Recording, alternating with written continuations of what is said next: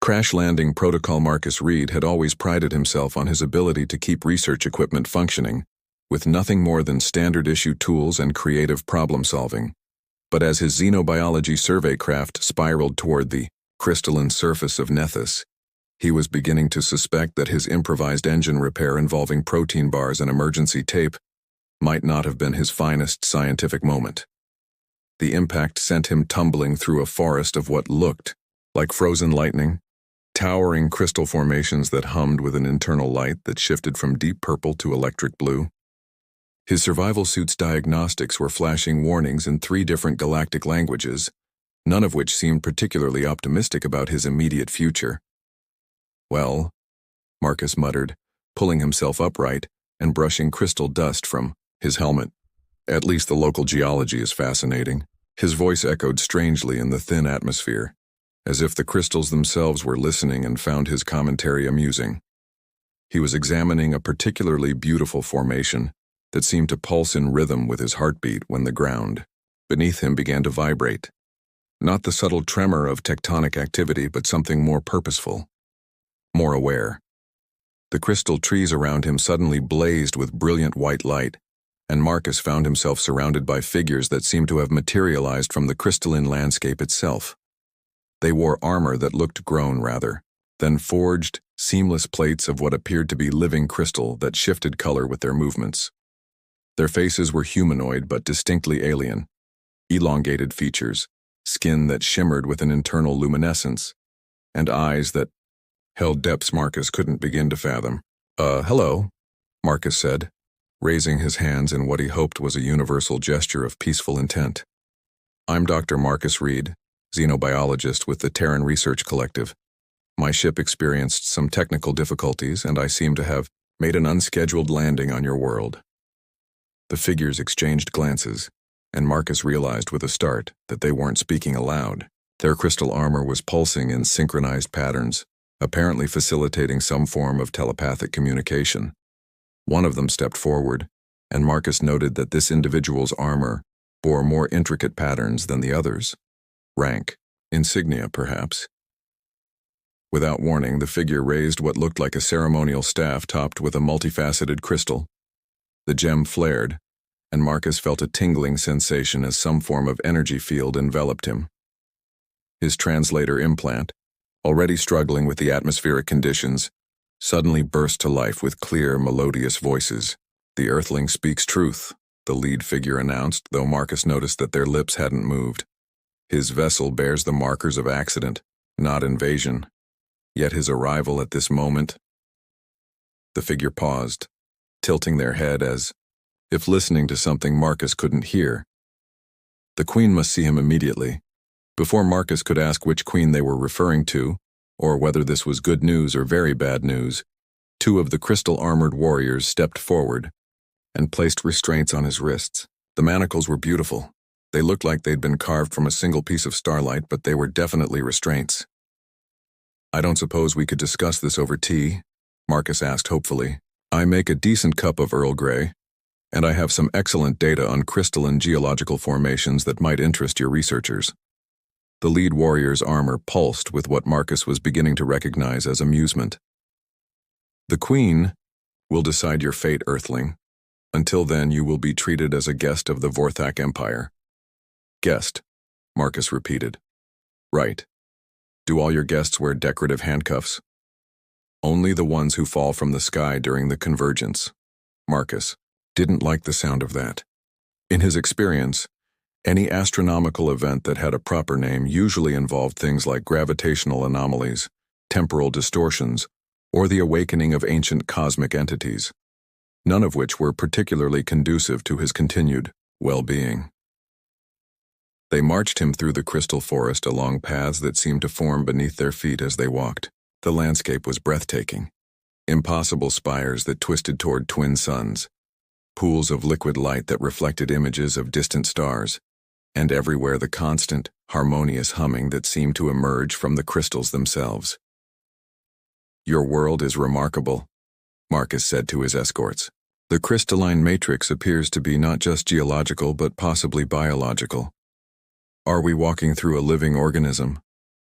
"Nethys dreams," One of the warriors replied simply, "We are the guardians of her slumber." That definitely didn't sound ominous at all. The crystal path led them to what could only be described as a palace, though it bore no resemblance to any human architecture Marcus had ever seen. It rose from the ground like a natural formation, all flowing curves and impossible angles, its walls translucent and filled with dancing lights. As they approached, sections of the wall simply opened, revealing an entrance that seemed to anticipate their arrival. The interior was even more spectacular. Marcus found himself in a vast chamber where the ceiling disappeared into distant heights, and the walls pulsed with ever-changing patterns of color and light. The floor beneath his feet was smooth as glass, but warm to the touch, and he could see complex geometric patterns flowing through it like frozen music. At the center of the chamber, on what might generously be called a throne, but looked more like a crystalline flower in full bloom, sat the most beautiful and terrifying woman Marcus had ever seen. Queen Zephyr was tall and regal, with skin the color of deep ocean water and hair that seemed to be made of spun silver. Her eyes were the pale blue of distant stars, and when she looked at him, Marcus felt as though she was seeing not just him, but everything he had ever been or might become. She wore robes that seemed to be cut from the fabric of space itself, and a crown that was less an ornament than a living piece of the crystal moon. "Approach, Marcus Reed of Earth," she commanded, and her voice was like music played on instruments made of light. Marcus walked forward, his crystal escorts falling back to a respectful distance. As he drew nearer to the throne, he noticed that the patterns in the floor were growing more complex, more urgent. The humming that filled the palace was growing louder, almost excited. "Your Majesty," Marcus said, attempting a bow that probably looked ridiculous in his damaged survival suit. "I apologize for the intrusion. My ship was guided here," the Queen interrupted. "The crystals sang of your coming, Marcus Reed. They have been singing for 3 rotations, growing more insistent with each passing cycle." Marcus blinked. "I'm sorry. Did you say the crystals were singing about me specifically?" Queen Zephyra rose from her throne, and Marcus noticed that she seemed to glide rather than walk. As she approached, the crystal formations around the chamber began to glow more brightly, and the humming resolved into something that almost sounded like a melody. "You arrived during the convergence," she said, stopping just close enough that Marcus could see flecks of silver in her blue eyes. "When Nethys dreams most deeply, and the barriers between dimensions grow thin, your presence has quieted something that should not wake." "I'm not following," Marcus admitted. "What does my crashing here have to do with dimensional barriers?" The Queen extended one hand, and Marcus saw that her fingers were tipped with what looked like small crystals. When she touched his forehead, just above his right eyebrow, Marcus felt a jolt of electricity run through his entire nervous system. Suddenly he could see it, or rather feel it. The entire moon was alive, a vast crystalline consciousness that dreamed in colors and harmonies beyond human perception. And deep within that dreaming mind, something else stirred, something dark and hungry and very, very angry. "You see," the Queen said softly, "your biorhythm resonates with Nethys in a way we have never encountered. Your presence soothes her dreams, keeps the other from waking." Marcus staggered back, his head spinning from the contact. The other? An entity of void and hunger, imprisoned within Nethys since before our civilization began. If it wakes... She paused, looking troubled. "It will devour not just our world, but the dimensional fabric that keeps the realms separate." "And you think I can help prevent that?" Queen Zephyra smiled, and Marcus felt his heart skip a beat. "I think, Marcus Reed of Earth, that you may be the key to saving not just my world, but yours as well." A servant materialized from the shadows, a thin, graceful figure with 3 eyes arranged in a triangle on their forehead and skin that seemed to shift color with their emotions. They bowed low to the Queen. "Your Majesty," the servant said in a voice like wind chimes, "the evening meal is prepared, and quarters have been readied for our guest." "Thank you, Nix," the Queen replied. She turned back to Marcus. You must be tired from your ordeal. Rest tonight. Tomorrow we will begin to understand exactly what your arrival means for all of us. As Nyx led him away through corridors that seemed to rearrange themselves as they walked, Marcus couldn't shake the feeling that his life had just taken a turn toward the impossibly complicated. Behind him, he could hear the crystal formations, humming their strange melodies, and for the first time since his crash, he wondered if he would ever see Earth again, or if he would even want to. The resonance. Bon Marcus woke to the sensation that his dreams had been invaded by a crystal symphony. The guest chamber where he'd spent the night was carved from a single enormous geode, its walls lined with formations that had pulsed gently. Through his sleep cycle, apparently monitoring his brainwaves, he sat up on what passed for a bed, a platform that had molded itself to his body temperature and somehow knew exactly how firm his spine preferred its support. "Good morning," came a melodious voice from near the chamber's entrance. Marcus turned to see Nyx approaching with a tray that hovered slightly above their three-fingered hands. The servant's skin had shifted to a warm amber color, which Marcus hoped indicated a pleasant mood rather than impending digestive distress. "Please tell me that's coffee," Marcus said, eyeing the steaming cup on the tray. "It is a beverage derived from crystallized starfruit essence," Nyx replied, setting the tray on a table that grew from the floor to accommodate it. "The Queen thought you might find it familiar." Marcus took a cautious sip and was surprised to find it tasted remarkably like a cross between coffee and the best hot chocolate he'd ever had. "Not bad. Does it have caffeine-equivalent properties?" "It will heighten your awareness and prepare your neural pathways for resonance work." "Resonance work?" Marcus paused mid-sip. "That sounds either very scientific or very mystical, and in my experience the distinction matters quite a lot." Before Nyx could respond, the chamber's walls began to pulse with urgent red light. The harmonic humming that had lulled Marcus to sleep suddenly turned discordant, almost panicked. Nyx's skin shifted rapidly through several colors before settling on a deep purple that Marcus instinctively recognized as alarm. "The Queen requires your presence immediately," Nyx said, their voice tight with concern. "The deep singers report disturbances in the lower crystal matrices." Marcus set down his cup and followed Nyx through corridors that now pulsed with the same urgent red lighting. Other figures moved through the palace with swift purpose, crystalline beings he hadn't seen before, their forms more geometric than humanoid, along with what appeared to be living architectural elements that rearranged themselves to provide faster passage. They descended through levels that seemed to exist in dimensions Marcus's physics training insisted shouldn't be possible. The walls grew thicker, more complex, and the humming deepened into something he felt in his bones rather than heard with his ears. Queen Zephyra waited in a chamber that was less room than crystalline cathedral. Towering formations reached toward a ceiling lost in shifting aurora lights, and in the center, a pool of what looked like liquid starlight reflected images that definitely weren't from this dimension. Standing beside the Queen was an elderly woman whose presence seemed to bend space around her. Her hair was silver white and moved as if underwater. Her robes appeared to be woven from crystallized moonbeams, and her eyes held the depth of geological time. "High Priestess Liana Vex," the Queen said by way of introduction. "Keeper of the deep harmonies and the most accomplished resonance adept in our history."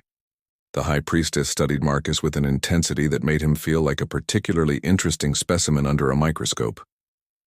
"So this is the off-worlder who quiets the void whispers," she said, her voice carrying harmonics that seemed to echo from multiple dimensions simultaneously.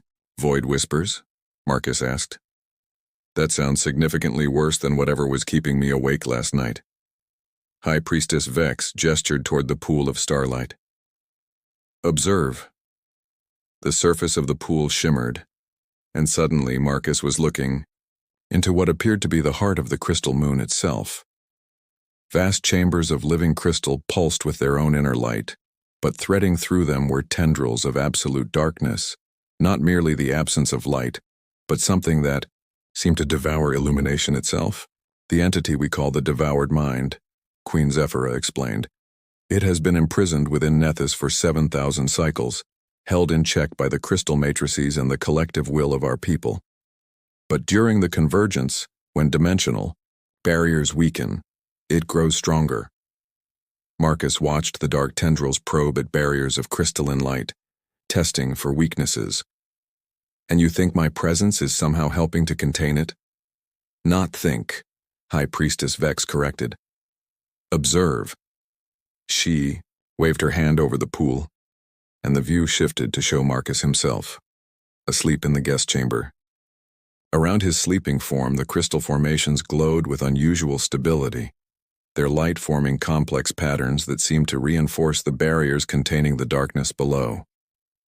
Your neural patterns create a resonance cascade, the High Priestess continued. Your brainwaves filtered through Nethys's crystalline consciousness generate harmonics that strengthen the containment matrices. That's... Marcus paused, trying to process the implications. That's actually fascinating from a xenobiological perspective, but it also sounds like you're saying I'm some kind of living battery for a cosmic prison system. More than that, Queen Zephyra said softly. She moved to stand beside him, and Marcus caught a scent like ozone and winter starlight. The resonance patterns indicate a deeper compatibility. With proper preparation, a permanent bond could be established. Marcus felt a chill that had nothing to do with the crystal chamber's temperature. Permanent how? High Priestess Vex and Queen Zephyra exchanged a look that spoke volumes in a language Marcus didn't want to learn. The resonance bond, the High Priestess explained, would tie your life force directly to Nethys's crystal consciousness. Your biological rhythm would become part of the moon's harmonic matrix, creating a living seal that could contain the devoured mind indefinitely. And the downside? Marcus asked, though he suspected he already knew. You would never be able to leave, Queen Zephyra said quietly. Your life would become inextricably linked to this world. Leave Nethys, and both you and the crystal consciousness would... She paused. Fade. Marcus stared at the pool where dark tendrils continued to probe the barriers of light. So my options are help you perform some kind of mystical life-binding ritual, or let an ancient cosmic horror escape to devour multiple dimensions. That is accurate, the Queen admitted. And if I refuse? High Priestess Vex gestured toward the pool again. The image shifted to show the palace around them, but the crystal formations were dying, their light fading as dark cracks spread through their structure. The convergence reaches its peak in 2 planetary rotations. Without additional reinforcement of the containment matrices, the devoured mind will break free. Marcus rubbed his temples, feeling the beginning of what promised to be a spectacular headache. There has to be another option, some kind of technological solution, or maybe... The chamber suddenly shook, and the pool's surface rippled with images of chaos. Deep within the crystal moon, something roared with a voice like collapsing stars. It knows, Queen Zephyra said, her face pale. The entity senses your presence and understands the threat you represent. As if summoned by her words, a new figure strode into the chamber, a tall man in military-style crystal armor, his bearing unmistakably that of a career soldier. His skin was a darker blue than the Queen's, his silver hair cropped short, and his expression suggested he'd rather be fighting something he could shoot. Your Majesty, he said, offering a crisp bow. Captain Roth Steele reporting. The containment barriers in sectors 7 through 12 are showing stress fractures. Whatever's down there is testing our defenses more aggressively than ever before. Queen Aset, Zephyra nodded grimly. Captain, this is Marcus Reed, the off-worlder whose arrival has been stabilizing the matrices. Captain Steele looked Marcus up and down with the expression of someone evaluating a weapon of questionable reliability. No offense, civilian, but you don't look like much of a cosmic guardian. None taken, Marcus replied. I'm having some trouble with the concept myself. The pool suddenly flared with brilliant light, and when the after-images faded, Marcus saw something that made his blood freeze. The dark tendrils weren't just probing anymore. They were forming shapes. Recognizable shapes. Human shapes. It's learning, High Priestess Vex whispered. Drawing information from your surface thoughts. The entity is adapting, trying to understand what you are. The shadowy human figures in the pool turned toward them, and Marcus could swear they were looking directly at him through the mystical viewing device. Okay, Marcus said, surprised by how steady his voice sounded. I'm convinced. What exactly does this resonance bond involve? Queen Zephyra turned to Marcus, and he saw something in her expression he hadn't expected. Fear. Not for herself, but for her people, her world, and the countless lives that hung in the balance. I won't force this choice on you, she said quietly, but I need you to understand what we're facing. The devoured mind isn't just a threat to Nethys. If it escapes, it will seek out other worlds, other dimensions to consume. Your Earth, your people, they would be early targets in its expansion. Marcus closed his eyes, thinking of Earth, of his research colleagues, of the billions of people who had no idea their existence might depend on a decision made by a xenobiologist who'd only wanted to study crystal formations. When he opened his eyes, Queen Zephyra was still watching him, her expression patient despite the urgency of their situation. If we do this, Marcus said finally, if we perform this bonding ritual, what guarantees do I have that it will work? None, High Priestess Vex said bluntly. We are attempting something that has never been done before, combining alien neural patterns with our crystal consciousness in ways that exist only in theoretical frameworks. But, Queen Zephyra added, stepping close enough that Marcus could feel the warmth radiating from her crystalline crown, I will be with you throughout the process. Whatever happens, whatever you become, you won't face it alone. Marcus looked into her eyes and saw something that decided him. Not desperation or manipulation, but genuine affection. Somehow, in the space of a single day and night, this impossible woman had come to care about him as more than just a solution to her world's crisis. All right, he said, surprised by his own certainty. Let's save some worlds. Queen Zephyra smiled, and the crystal formations around them began to sing.